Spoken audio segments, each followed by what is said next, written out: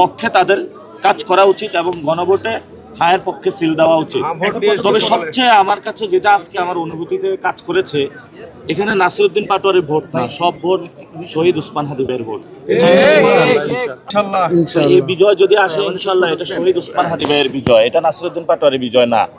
আমি এখানে এখনো দেখতে পাই নাই। আমি এটা নিয়ে 4টা কেন্দ্র, আমি পল্টন কলেজে গিয়েছিলাম, বদ্রি স্কুলে গিয়েছি, আর আরামবাগ হাই স্কুলে গিয়েছি। আরামবাগ হাই স্কুলটা একটু রিস্কি কেন্দ্র, সেখানে একটু স্লোগান দেওয়ার তারা চেষ্টা করছে বাড়ির ভিতর থেকে, আমরা কোনো রেসপন্স করিনি।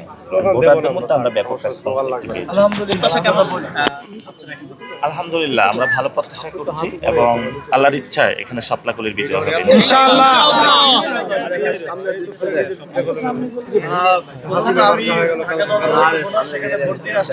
এখন পর্যন্ত পরিবেশ মোটামুটি ভালো আমাদের। এখন পর্যন্ত হয় না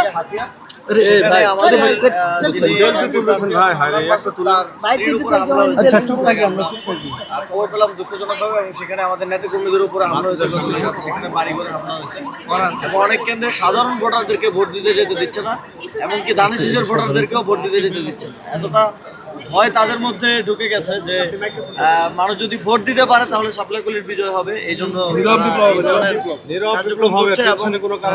তবে সার্বিকভাবে এখন পর্যন্ত ভোটের পরিবেশ সারা দেশে এরকম কয়েকটা ঘটনা ছাড়া আলহামদুলিল্লাহ ভালো যাচ্ছে। ঢাকা 8 আসনে আসলাম, এখানেও ভালো যাচ্ছে। তবে যেটা সংখ্যাজনক সেটা হচ্ছে এই আসনে আমাদের শাপলাকলির প্রতি মানুষের যেই আগ্রহ তৈরি হয়েছে এবং ভালোবাসা তৈরি হয়েছে, এই ভয়ে এখানে ধানের শীষার লাঙ্গল একসাথে হয়ে গিয়েছে এবং একটা স্বঘোষিত ভারতীয় দালাল দল তারা এখানে ধানের শীষের সাথে একত্র হয়েছে।